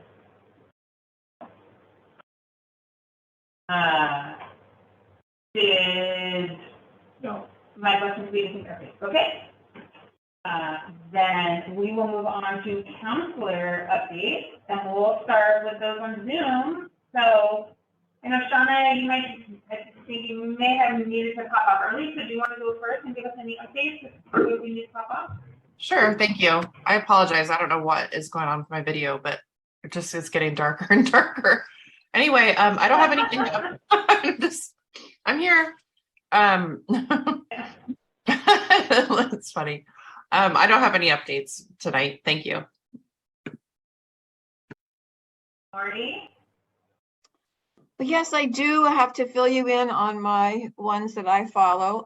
So first, King City Garden Villas, they're getting started with their 2023 reserve study, and their most recent meeting, they sponsored an ice cream social for their members, and they had a pretty good turnout. I'm sorry didn't have time to stay for it, but it sounds like everybody had a good time. King City Condos, they are having drainage issues involving Beef Bend and have reached out to Clean Water Services in Washington County for help on this, and they continue to work on their maintenance issues. And then for MPAC, Metro Policy Advisory Committee, the meeting on July 27th, there were two items of interest on the agenda. The first item was their third presentation in their Factors of Homelessness series. The focus was on homelessness prevention strategies, including rent assistance and eviction prevention, and the need to commit ongoing resources to this. The takeaway here was that financially, for jurisdictions, it makes sense to prevent homelessness in the first place. So in the coming months, they will address how cities of all sizes can coordinate with one another, the 3 counties and Metro, to address homelessness. So that'll be interesting to see how that would relate to King City. The second item was an update on the congestion pricing policy development for the 2023 Regional Transportation Plan, as well as the language for ODOT's Highway Plan Toll Policy Amendment and the Low Income Toll Report. So these are all the things, the congestion pricing, the tolling, the things you've been hearing about. So MPAC is being asked to provide feedback on this. There's a lot of information I won't go into here, but the main takeaway is that the period for public comment on the tolling policy amendment ends on September 15th. So if you have anything you want to say about this for the state, you need to get it into them by September 15th. And that's all I have. Oh, thank you. Thank you both. Councilman Lindblom. So, Councilor Thompson and I, we went to the celebration of the partnership with Oregon. It was very interesting. An overview of the importance of trade and the partnership between the European Union and the state of Oregon, and with that, and the investment that both the state of Oregon and the European Union put in, creates jobs, ranging from outdoor recreation activities, high-tech, aerospace industries, and the sports economy, agriculture, export of agriculture over to the European Union. So it was very interesting.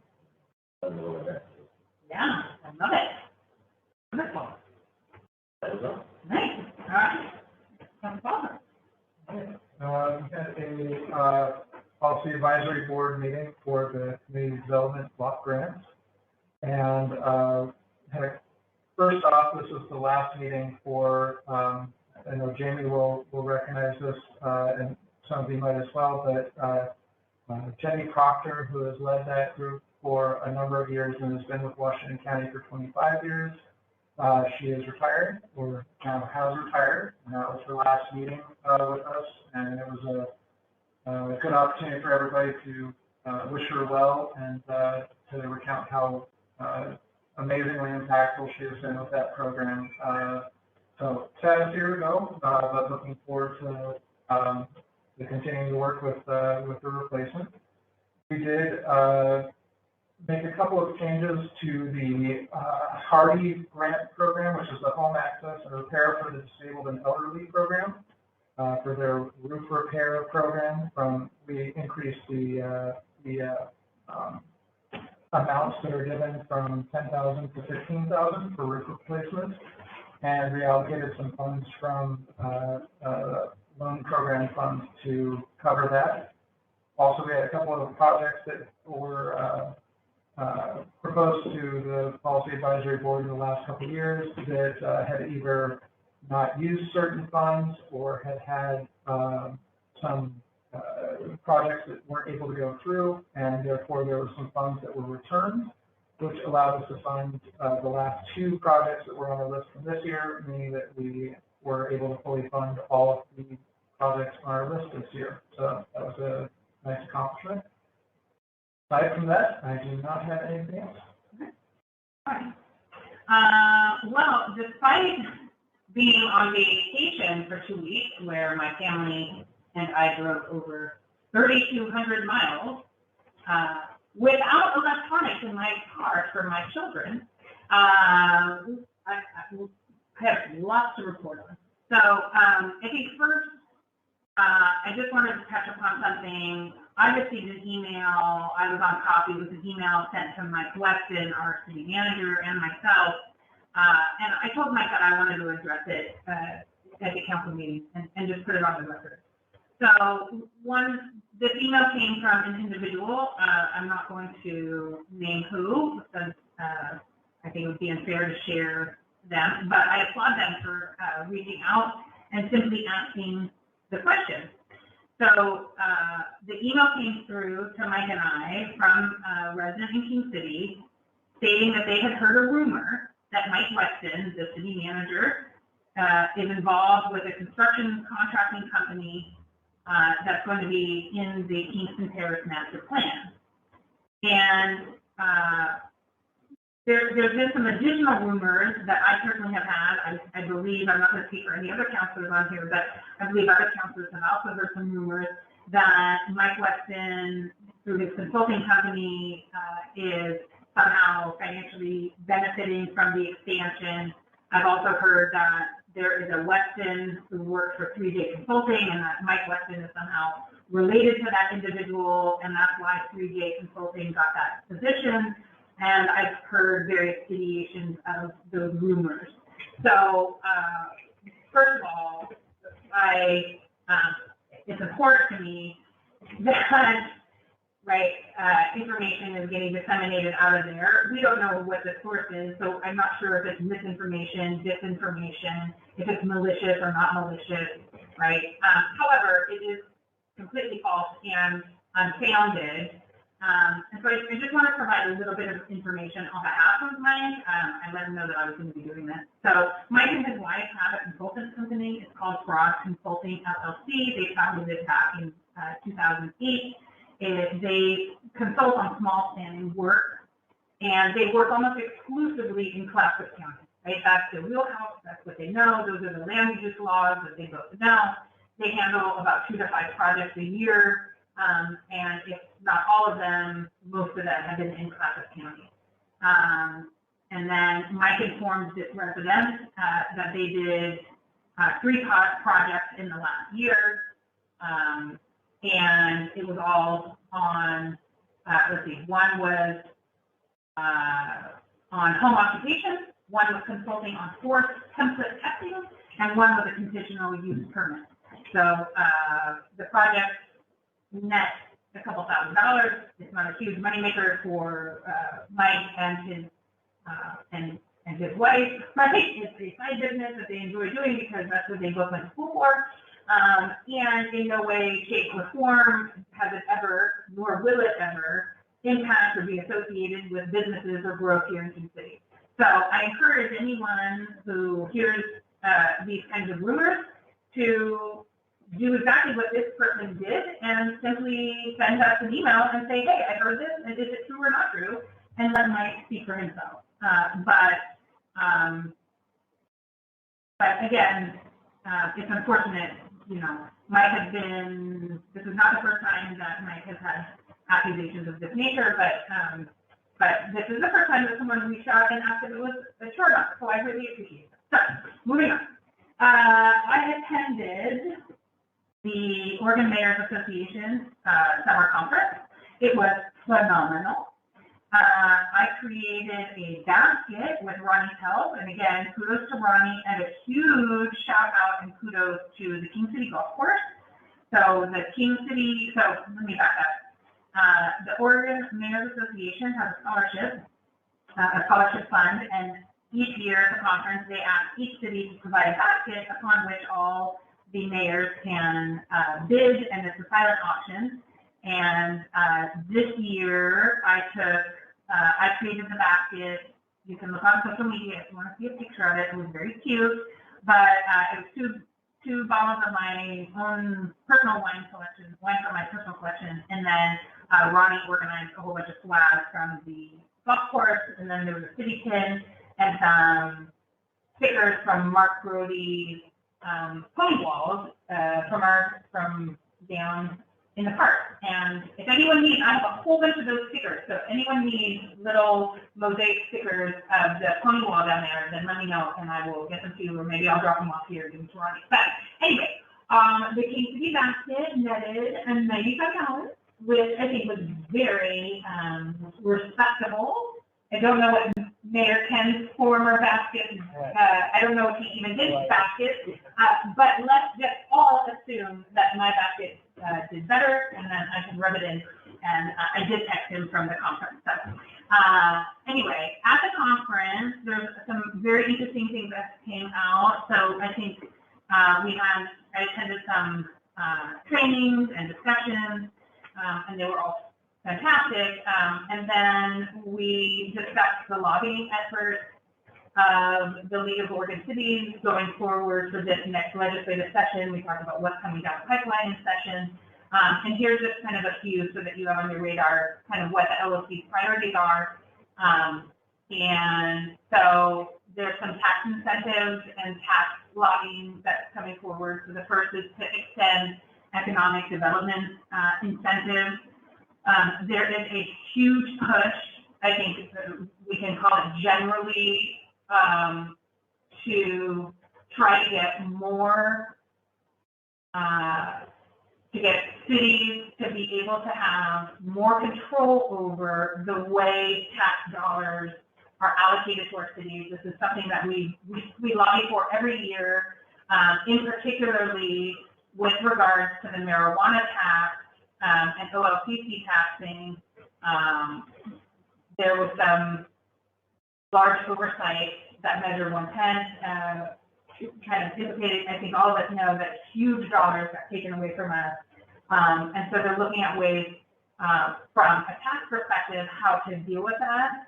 On the flip side, that is fixing Measure 110 is on its own a lobbying issue that the LOC and probably every other governmental agency representing regional government or city government will be tackling. I think Measure 110, we are hearing loud and clear from our law enforcement agencies, our homelessness providers, our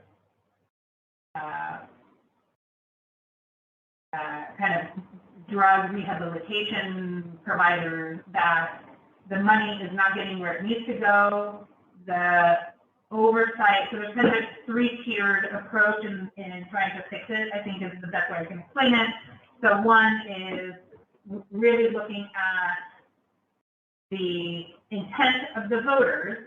The voters spoke loud and clear, right? Voters spoke loud and clear that they want money allocated to helping addicts and not just incarcerating addicts. The problem is that there's kind of this disconnect, and so the intent and the role of the criminal justice world overlaying in the drug rehab world, it's that interface that I think is kind of failing, and that everyone agrees is failing, and no one really knows how to fix it. And so how do you fix it still within the intent of the voters, but in a very quick way? Then there obviously is going to be efforts to, there's all sorts of different efforts around Measure 110. So some groups are going to be trying to repeal it, some groups are going to be trying to amend it, some groups are going to be trying to change the commission that oversees it, and so forth. Then,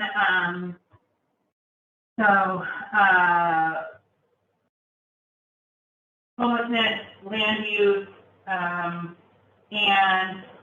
another area that we're being asked to discuss, and that also is going to be kind of a lobbying point, is going to be on wildfire prevention and plan and preparation. So one of the things that was discussed at the meeting was that a lot of cities, because they didn't directly come into contact with or had to deal with the wildfires last year, that they felt a little easy, right? They had a false sense of security.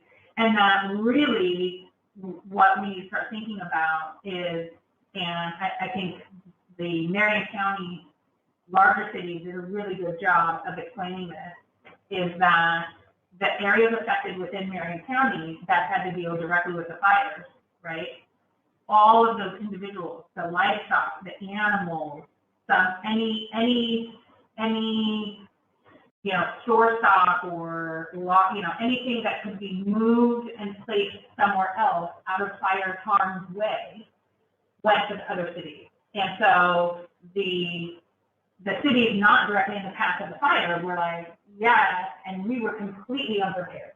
So I think we need to shift. There's this kind of discussion about shifting what preparedness for natural disaster looks like, and it's not just where are we going to displace people. It's, hey, what happens if our name, what happens if Powassan has a big fire? I mean, we're going to take all those people. And anyway, lastly, one of the things that I'm very happy about and very proud about is the League of Oregon Cities lobbying group is taking up the efforts to make harassment and other low-level criminal acts against elected officials. They are going to lobby to have it be categorized as an offense all on its own.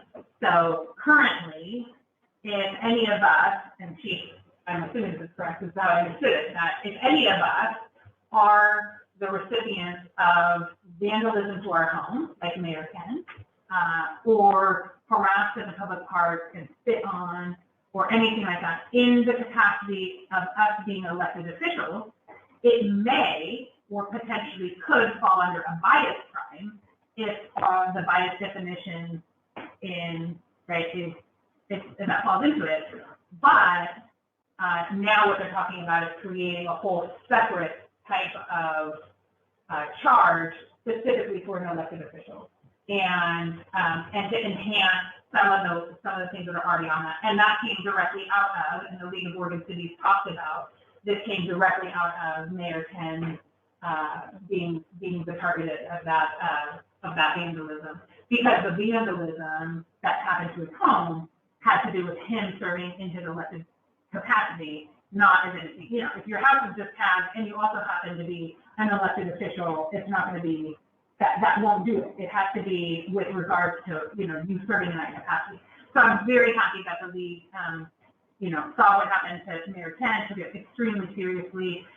Over the past year, I've heard many people comment to me that they, you know, I've heard several people say, oh, well, his house is just bad, right? It's no big, you know, I heard a lot of people diminish what happened, and I think it's really inappropriate. It is such an affront to democracy, and I'm not going to belabor it because everyone knows how I feel about it after making sure everyone knew how I felt about it last summer. So I'm not going to go over it, but I'm very happy that the seriousness of what happened has led the League of Oregon Cities to take up this specifically as a lobbying issue.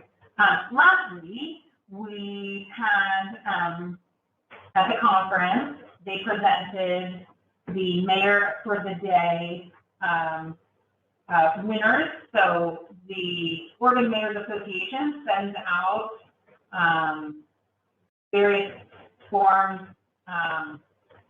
a contest. So you can do a written submission, you can write a paper, you can draw a picture or a poster, you can do a video submission.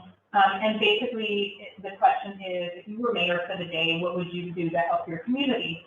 And the categories are for elementary school students, middle school, and high school.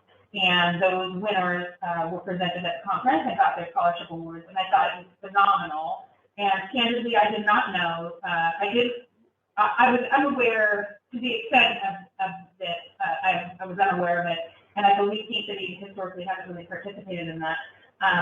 Funny enough, tomorrow I'm meeting with Dr. Sue, who's the superintendent of Tiger Swath School District, and I'm going to be talking about this because I would love to get this more publicized through TTSC and all of the cities. So Ronnie, I'll put that back on for you for next year on our goal setting sheet, but that's going to be a goal of mine is to that. So.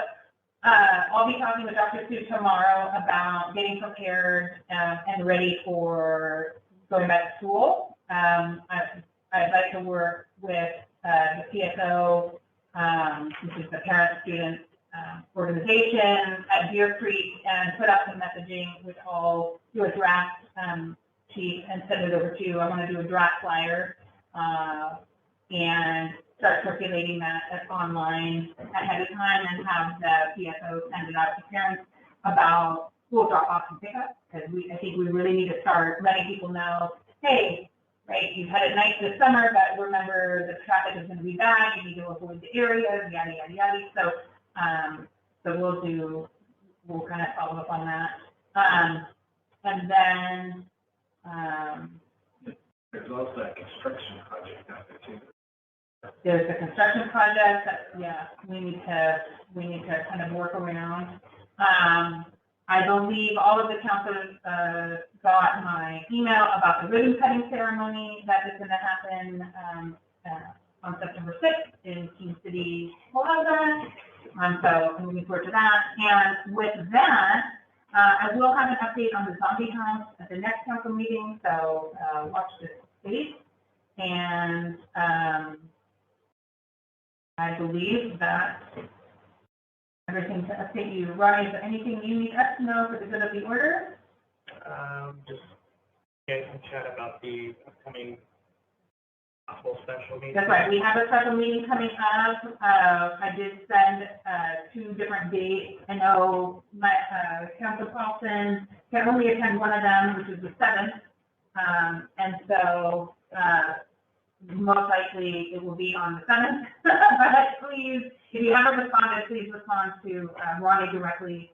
And I think with that, almost it's not even over there. With that, I will entertain a motion. Oh.